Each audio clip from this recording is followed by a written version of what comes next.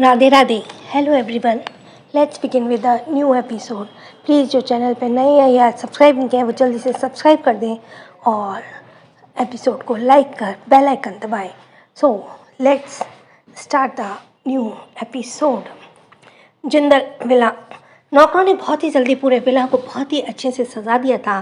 तंश जब उठता है तो अपनी भाव में अमारा को देखकर उसकी आंखें गहरी हो जाती हैं। वह अपने अंगूठे उसके गालों को सहलाता है, फिर उसके माथे पर किस करते हुए उठकर बैठ गया।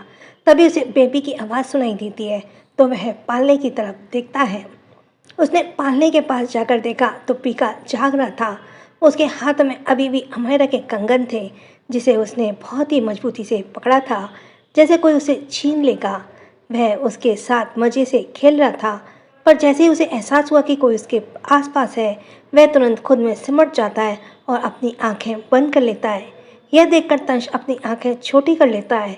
उसने अपने हाथों को बढ़ाकर उसके गालों को दबाया, मगर पीका ने कुछ भी रिएक्ट नहीं किया। तंश ने पीका को उठाया और उसे बेड पर लिटा दिया। फिर इसके चारों तरफ पिल्लो लगाते हुए वह वॉशरूम में चला गया। पीका तुरंत पलट जाता है और अमायरा को देखकर उसके पास रेंगते हुए जाने की कोशिश करने लगा, मगर वह ऐसा कर नहीं पा रहा था।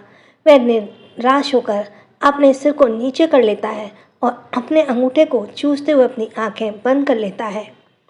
कुछ देर बाद तंश वॉशरूम से बाहर निकला।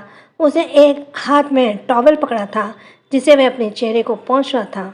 वह जॉगिंग और जिम के लिए बाहर जाना चाहता था, मगर अमायरा को इस हालत में सोते हुए देखकर वह पीका को जागते हुए देखकर उसे ऐसा नहीं किया। उसके रूम में ही डंबल था। उसने कुछ देर तक डंबल उठाकर उसे एक्सरसाइज किया और फिर पुशअप करने लगा। पीका बहुत ही गौर से अपनी गर्दन को उठाकर उसे देख रहा था। उसने अपनी आंखें छोटी कर ली। उसकी आंखें और भी ज़्यादा गहरी होने लगी। उसकी मुट्ठी बेडशीट पर कस चुकी थी। 30 सेकंड तक वह गौर से तंश की हरकतों को देखता है और फिर उसकी आंखों में अजीब सी हलचल होने लगी। तंश के नीचे झुकते ही पीका उसकी कॉपी करते हुए अपने सिर को नीचे कर लेता है और तंश जब ऊपर की तरफ देखता है तो वह भी अपने सिर को ऊपर कर लेता है। ऐसे उसने 6 से 7 बार किया, पर थक कर वह अपनी गर्दन को नीचे रख लेता है और तुरंत अपनी आंखें बंद करते हुए खुद में सिमट जाता है। तंश ने महसूस किया कि कोई इसे बहुत गौर से देख रहा है। वह तुरंत अपनी जगह से खड़े हो जाता है और बेड की तरफ देखता है, लेकिन पीका अपनी आंखें बंद करके लेटा था। उसने कुछ देर तक अपनी आंखें छोटी करके उसे देखा, मगर पीका ने कोई भी हरकत नहीं की थी, इसलिए वह विंडो के पास चला गया। विंडो के पास पहले तो वह आराम से खड़ा था, मगर तभी उसकी नज़र हो रही तैयारियों पर पड़ी तो उसकी आंखें छोटी हो गईं। उसकी आंखों में एक शक नज़र आने लगा था। वह अपने फ़ोन में किसी को मैसेज करता है। उसके बाद वॉशरूम में शॉवर लेने चला गया। जब वह वॉशरूम लेकर वापस आया तो अमायरा के पास जाकर उसके गालों को सहलाते हुए गहरी आवाज़ में बोला, YP open your eyes. YP. पर अमायरा गहरी नींद में थी, इसलिए वो कसमसा कर करवट पलटकर दूसरी तरफ सो गई। तंश एक लंबी सांस छोड़ते हुए एक नज़र और पीका को देखा, जिसकी आंखें अभी बंद थी।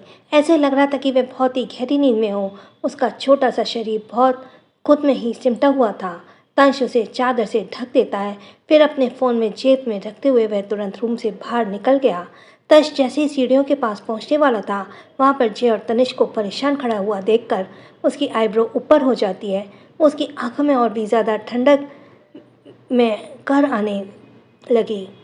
जय ने घबराते हुए कहा, बहुत बड़ी प्रॉब्लम हो गई है। ऐसा लगता है कि सच पता चल चुका है। तनिष्क जय की तरह इतना परेशान नहीं था। उसके दोनों हाथ उसकी जेब में थे। वह लगातार सीढ़ियों के नीचे की तरफ देख रहा था।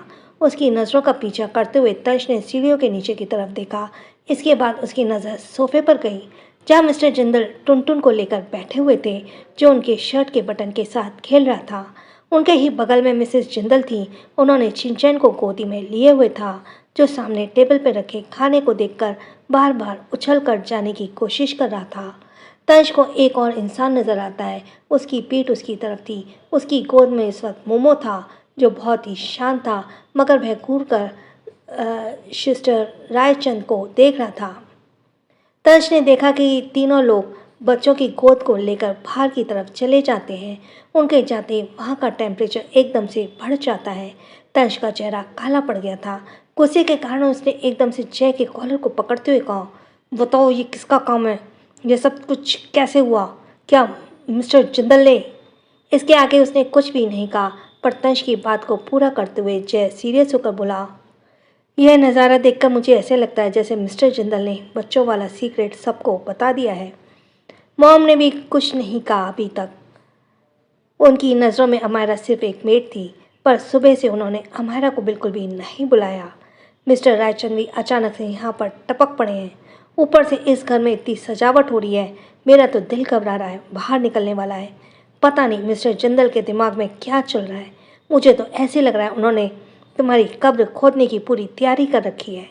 फिर तनिष्क अपने माथे को सहलाते हुए सीरियस होकर बोला, मुझे नहीं लगता अभी मिस्टर जिंदल ने तुम्हारे ससुर जी को कुछ बताया होगा। उन्हें बस अमायरा के बारे में कुछ हिंट दिया होगा। जब तक हम गार्डन में नहीं पहुंचेंगे मुझे कुछ नहीं लगता हमें कुछ पता चलेगा। तंश ने भी कोई रिएक्ट नहीं किया। वह चुपचाप खड़ा था। उसने अपने पॉकेट के जेब में हाथ डाला और किसी राजा की तरह चलते हुए गार्डन की तरफ जाने लगा। उसके पीछे तनिष्क और जय भी आ गए। जय धीरे से तनिष्क के कान में बोला, बिग ब्रो कहाँ पर हैं? क्या हमें उन्हें बुला लेना चाहिए? आखिर हम लोग अकेले क्यों डांट खाएं? वह हमसे बड़े हैं, उन्हें ज़्यादा डांट मिली चाहिए। तंश और बाकी सब जैसे ही गार्डन में पहुंचे, वहाँ भी बहुत अच्छे से सजावट की गई थी। एक पंडित जी पहले से ही मौजूद थे। वह हवन जलाकर फूलों को प्लेट में अच्छे से सजा रहे थे। वहाँ पर पूरा रायचंद परिवार मौजूद था, यहाँ तक कि आदित्य और अनुराग भी। आदित्य की नज़र जैसे ही तंश पर पड़ी, उसके चेहरे के भाव बदल गए। वो इतने गुस्से में था कि तंश के पास पहुँचते उसके मुंह पर एक मुक्का मारकर उसके कॉलर को पकड़ते हुए बोला, क्या तुम्हारे अंदर इतनी हिम्मत है कि तुम यहाँ पर हमारे सामने आ सकते हो? तुम्हारे कारण हमारा हम सबसे दूर हो गई। अब जब वो वापस आई है तो तुमने उसे छिपा कर रख लिया। आखिर क्यों सोचकर तुमने इतनी बड़ी सच्चाई छुपाई? तंश का चेहरा एक तरफ झुक गया था। उसके होठों से खून निकलने लगा। उसने अपनी गर्दन को हल्का सा टेढ़ा करते हुए आदित्य को देखा। उसकी आंखों में ऐसे भाव थे जैसे अभी और इसी वक्त आदित्य को जान से मार डालेगा। पर फिर उसने आदित्य के हाथों पर नज़र डाली जो उसके कॉलर पर थे। तंश अपनी पॉकेट की जेब से हाथ डालकर स्टाइल के साथ खड़े होते मुस्कुराया। उसे देखकर ऐसे लग रहा था जैसे कोई शैतान अपने गुस्से को रोककर मुस्कुरा रहा हो। आदित्य को और भी ज़्यादा गुस्सा आया। उसने तंश के कॉलर को खींचते हुए कहा, आखिर किस बात पर तुम इतना मुस्कुरा रहे हो? पर तंश कुछ भी नहीं बोला। तभी उसके पीछे खड़े जय ने सीरियस होकर बोला, हमारे लिटिल ब्रदर को बिल्कुल पसंद नहीं कि कोई उसे हाथ लगाए, और तुमने तो सीधा उनके कॉलर को पकड़ लिया है। क्या तुम्हें लगता है कि इस तरह ये शांत रहेगा? अगर तुमने अपने हाथ को नहीं हटाया तो तुम्हें जिंदगी भर के लिए अपने हाथ को खोना पड़ सकता है। उसकी धमकी सुनकर आदित्य हंसने लगा। बाकी सभी तंश को आदित्य की लड़ाई को देखने लगे। मिस्टर रायचंद ने जैसे ही तंश को देखा, उनकी आंखों में नफरत नजर आने लगी। यह देखकर तंश भी मुस्कान और ज़्यादा बड़ी हो जाती है, जैसे उन्हें चिढ़ा रहा हो। मिस्टर रायचंद शांत खड़े थे, पर एकदम से उन्होंने आदित्य की बातों पर ध्यान दिया। आदित्य ने कहा, अमायरा जिंदा है और तंश ने उसे छुपाया है। ये याद आते ही उनके पैर तले जमीन खिसक गई। उन्होंने पहले इस बात पर ध्यान ही नहीं दिया था। अमायरा जिंदा है। मिसेस जिंदल भी ये सुनकर हैरान थी। सभी एक दूसरे को शक की नज़र से देख रहे थे। बस अनुराग और मिस्टर जिंदल ही शांत थे। मिस्टर रायचंद ने मोमो और अनुराग को गोद में देते हुए तंश के पास आकर उसके कंधे पे हाथ रख दिया और घबराते हुए कहा, हमारा जिंदा है, बोलो क्या मेरी बेटी जिंदा है? उनका शरीर कांप रहा था। उन्हें ऐसे महसूस हो रहा था कि उन्होंने जो इमेजिनेशन किया था असल में वह सच था। उन्हें अमायरा की बात याद आती है। उसने बच्चों का जिक्र भी किया था।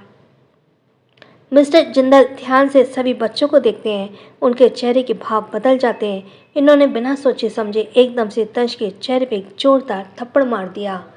तंश की मुस्कान अब भी कायम थी। उसे इस तरह मुस्काने से मिस्टर रायचंद का खून खौलने लगा। तंश को किसी से कोई मतलब नहीं था। उसने देखा आदित्य ने भी उसके कॉलर को पकड़ा हुआ है, तो एकदम से उसने आदित्य की कलाई को पकड़कर उसकी एक नस को बेरहमी से दबा दिया। आदित्य को महसूस हुआ कि उसका हाथ उखड़ने लगा, तो वह चाहकर भी अपने शरीर को हिला नहीं पा रहा था। तंश ने हल्की सी मुस्कुराहट देते हुए उसकी कलाई को दबाया, उसे धक्का दे दिया। फिर मिस्टर रायचंद ने घूरते हुए कोल्ड आवाज़ में बोला, आवाज़ नीचे ससुर जी, क्योंकि आपका दामाद इतना अच्छा नहीं है कि कोई उसे ऊंची आवाज़ में बात करे और वह चुपचाप सह ले, और आप मेरी बीवी नहीं है जिसके नखरे में बर्दाश्त करूं। इतना कहने के बाद उसने अंगूठे से अपने होठों के पास से खून को पोंछा। उस खून को देखते उसके चेहरे पे कोई भाव नहीं था। इसके बाद उसने मिस्टर रायचंद की आंखों में आंखें डालकर एक एक शब्द पर जोर देकर बोला, भूलिएगा मत, भली वे आपकी बेटी है मगर मैं उसका पति हूँ, इसलिए अपने दिमाग से उसे मुझसे दूर करने के बारे में सोचिएगा भी मत, वरना मुझे नहीं पता मैं क्या करूँगा। वह सिर्फ मेरी यानी तंशवर्धन जिंदल की है। जब तक वह मेरे साथ है मैं शांत रहूँगा। अगर आपने कुछ भी करने की कोशिश की तो भूल जाइए मैं शांत रहूँगा, क्योंकि आपको तो पता है ना कि मैं एक साइको दामाद हूँ। आपने तो मुझे कई लोगों की ज़िंदगी ख़त्म करते देखा है। अगर आप नहीं चाहते कि यहाँ ऐसा कुछ करूँ तो शांत रहें। मिसेस जिंदल तंश के ऐसे देखकर डर गई थी। उनकी पकड़ शिनचैन पर कस जाती है। उनकी आंखों में आंसू आ गए। उन्हें खुद से कहा, यानी मेरी अम्मू जिंदा है, पर तंश ने यह बात सबसे क्यों छिपाई। इतना कहते हुए उनकी आंखों के सामने एक सीन घूमने लगा, जब जय और मेड को लेकर आया था और कैसे तंश उसके पीछे पीछे घूम रहा था। उन्हें याद आता है, सॉरी मिसेस, हाँ, कैसे तंश उनके पीछे पीछे घूम रहा था। उन्हें याद आ रहा था जब उन्होंने तंश को उसे मेड से दूर रहने के लिए कहा था, तो तंश ने काफ़ी गुस्सा भी किया था। यह सब याद आते ही उनका चेहरा पीला पड़ जाता है। उनका मन कर रहा था कि जाकर तंश को एक थप्पड़ लगाए, क्योंकि उसने उन्हें सच्चाई नहीं बताई। पर जब उन्होंने देखा इतने सारे लोग तंश के ऊपर भड़क रहे हैं, तो उनके दिल में दर्द होने लगा। आखिरकार वे एक माँ थी। उन्होंने हमेशा से तंश को लोगों के बीच घिरा हुआ ही देखा था, जब लोग उसे परेशान करते थे, मगर तंश ने कभी किसी चीज़ की परवाह नहीं की थी। उनकी नज़र मिस्टर जिंदल पर पड़ गई, जो बिना भाव के खड़े थे। अचानक उन्होंने अपनी भारी आवाज़ में पूछा, कल डिनर के बाद आप काफ़ी देर तक स्टडी रूम में थी, क्या आपने तंश को स्टडी रूम में बुलाया था। मिस्टर जिंदल ने मना नहीं किया, पर उन्होंने कुछ भी कहा भी नहीं। मिसेस जिंदल ने तुरंत समझ गई। उन्होंने भड़कते हुए कहा, आपने मेरे बेटे को फिर से मारा। मैं मानती हूँ उसे इतनी बड़ी सच्चाई नहीं छुपानी चाहिए थी, मगर इसका मतलब यह नहीं कि आप उसे दर्द दें। मैं पूरे यकीन के साथ कह सकती हूँ आपने अपने चोटों में दवा भी नहीं लगाई होगी। उसने अपने चोटों पर, आपको मेरी कसम है, अब अगर आप उस पर उंगली नहीं उठाएंगे, चाहे जो हो जाए, अब आप तंश के साथ कुछ नहीं करेंगे, वरना मैं इसी वक्त घर छोड़कर चली जाऊंगी। यह सुनकर मिस्टर जिंदल उन्हें गुस्से से देखने लगे, पर मिसेस जिंदल अपने आंसू पोंछते हुए तुरंत तंश के पास जाकर उसके हाथ को पकड़कर प्यार से बोली, तंश, अमायरा कहाँ है। मुझे पता है अगर तुमने ये बात छुपाई है तो ज़रूर तुम्हारे अपने रीजंस होंगे, कोई तुम्हें समझे या न समझे, पर मैं तुम्हारी माँ को पता है, तुम ऐसे ही कुछ नहीं छुपाओगे। मिस्टर रायचंद अपने गुस्से को शांत करते हुए मिसेस जिंदल से बोले, क्या आपको दिख नहीं रहा, सारी गलती आपके बेटे की है। तभी मिसेस रायचंद आगे आते हुए नाराज़ होकर बोली, मुझे समझ नहीं आता आप हर बार दामाद जी को दोष क्यों देते हैं। आप सब उसे घेर कर खड़े हो गए, पर उस पर हाथ भी उठाया, मगर उसने अभी तक कुछ भी नहीं कहा। आप हमेशा कहते हैं ना कि वह बिना सोचे समझे किसी की जान से मार डालता है। इस हिसाब से तो उसे यहाँ भी सभी को मार डालना चाहिए था, मगर उसने कुछ भी नहीं किया। आप सब उसे एक बार पूछते क्यों नहीं है कि उसने यह सब क्यों किया। वह ज़रूर शांति से सब कुछ बता सकता है, इस मैटर को शांति से सॉल्व किया जा सकता है, मगर आप सब दामाद जी के पीछे ही पड़ गए। आदित्य एकदम से बोल पड़ा, मॉम, आप इनकी साइड ले रही हैं। मिसेस रायचंद्र से बीच में ही रोकते हुए बोली, आदित्य, आखिर तुम्हें और तुम्हारे पिता को क्यों लगता है कि तंश अमायरा को कभी नुकसान पहुंचाएगा। तुम लोगों ने बस ये देखा कि इन 7 महीनों में तंज ने हमें कितना परेशान किया, पर क्या तुमने उस लोगों की हालत देखी है? वह जब भी हमारे घर आता था, हमेशा उसके हाथों में खून बहता था। वह सिर्फ तभी आता था जब हम अमायरा का श्राद्ध कर रहे होते थे। वह हमेशा अमायरा की फ़ोटो का हार निकाल कर फेंक देता था। पर क्या उसने किसी को जान से मारने की कोशिश की? नहीं ना, उसे सिर्फ अमायरा चाहिए।